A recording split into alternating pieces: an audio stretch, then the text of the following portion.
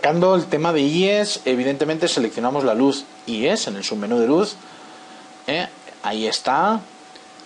Nos va a buscar la IES. Yo tengo una carpeta de bajada de cantidad IES que son totalmente gratuitas, que podéis bajar de los fabricantes. Ahí tenemos, por ejemplo, el fabricante ERCO, en este caso, fabricante ERCO con el punto de referencia y luego las características. Aquí, por ejemplo, tenemos 35 vatios. Vamos a buscar una luz un poco más potente. En este caso, vamos a buscar. Vamos a abrir un poquito más el menú. Vamos a intentar buscar una que tenga un formato un poco más grande, formato grande o una intensidad grande. Ahí tenemos una de 100 vatios. Vamos a seleccionar. Aquí nos va a salir exactamente el tipo de fotométrica, una pequeña foto de cómo renderiza esa luz. Vamos a subir esa luz, fijaros, es exactamente la misma, con la misma fotométrica que el fabricante. ¿Vale? Le podemos generar exactamente igual que cualquier tipo de luz en general si queremos que radie sombra.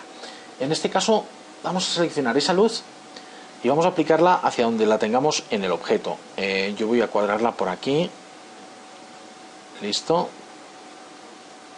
y la voy a girar para que me genere la sombra o la luz pertinente hacia mi objeto.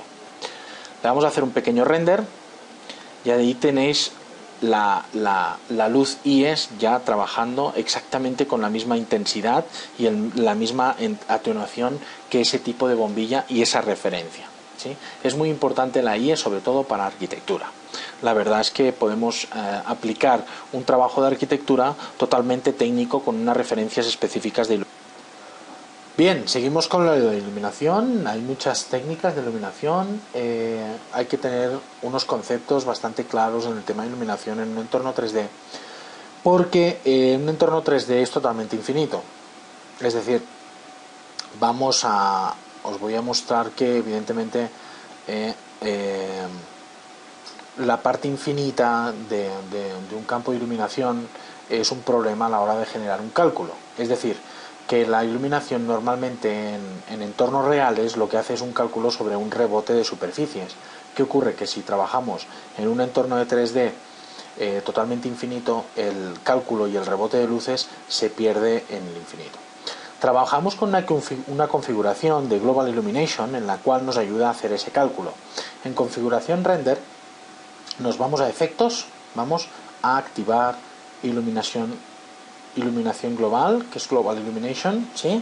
Y vamos a cambiar unos pequeños parámetros que precisamos para trabajar mejor, ¿sí? Y que no se ralentice un poco el render. Automáticamente al hacer el render, él hace un cálculo sobre rebotes de luz y entonces genera que toda la luz esté dispersada en nuestro punto de vista, ¿sí? Entonces nos ayuda evidentemente a ese cálculo, a ese rebote y trabajar mucho mejor todas nuestras escenas. Hay dos tipos de iluminación en Cinema 4D. Una es evidentemente desde una luz directa, en la cual vamos a seleccionar una luz que nos genera una radiación de luz, ¿sí? En la cual cambiamos todos los parámetros aquí, pero también una iluminación por textura. Es decir, nosotros seleccionamos un polígono. En este caso vamos a seleccionar vamos a agrandarlo un pelín, en el cual pueda trabajar bastante bien, y vamos a colocar una textura de iluminación a ese polígono, ¿sí? Automáticamente a la hora de generar nuestro render nos va a hacer la iluminación de un punto y la iluminación de otro punto. Como veis, por ejemplo, aquí está atacando la iluminación sobre la base y sobre esta base. Entonces, dos tipos de iluminaciones. Vamos a darle, por ejemplo, un poco más de intensidad a nuestro polígono. Vamos a colocarlo en un lugar en el cual nos trabaje bastante mejor, en este caso aquí, y vamos a trabajar la textura en canal de luminosidad y nos vamos a iluminación. Nos vamos a dar bastante, en el cual nosotros a la hora de hacer el render nos haga incluso un quemado ahí. Bueno, vamos a bajar un poco de intensidad, evidentemente, porque si no radiamos demasiada luz. Vamos a bajarle más intensidad todavía. Vamos a ir jugando con intensidades. Veis como ya empieza a aparecer nuestro objeto, vamos a bajar un poco más de intensidades. ¿Veis? Toda esta radiación de luz la está haciendo nuestra textura, ¿sí? Esa textura lo que hace es radiar la iluminación de forma dispersa, dispersando la iluminación para que trabaje mucho más real. Como veis, ya empieza a aparecer esos pequeños cambios de iluminación, ¿sí? Vamos a desactivar nuestra iluminación de arriba. Vamos a separar un pelín más nuestra textura. Vamos a hacer un render total de la iluminación para que veáis cómo está trabajando nuestro panel iluminado. ¿Veis? Está trabajando muy bien.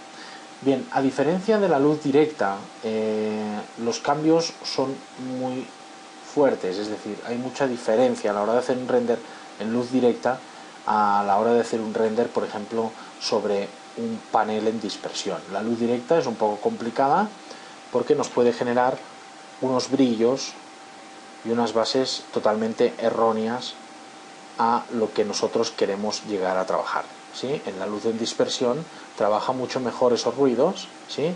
Y todo y que esa textura no tiene ningún tipo de reflejos, ahí se nos ven esos reflejos que no nos interesan tener, ¿sí? Esa es la diferencia. En este caso vamos a establecer A y B y vamos a mirar cómo va cambiando esa iluminación por la parte incluso del sinfín que tenemos en el fondo, a trabajar a muchísimo mejor el degradado y la dispersión de luz. Ahí lo tenemos. Bien, conociendo los dos tipos de iluminación podemos trabajar los atributos de forma totalmente diferente. Es decir, aquí le podemos trabajar incluso saturados. Si por ejemplo queremos una luminosidad, en este caso roja, el cual si hacemos el render veremos que ya está trabajando la luz roja, ¿sí? Pero los saturados no son elevados. ¿Podemos subir esos saturados? Sí, nos vamos a la textura, nos vamos a iluminación, vamos a subir saturaciones. Automáticamente, como veréis, va a hacer el render y va a trabajar las saturaciones muchísimo más altas. Todo que la dispersión la hace correctamente.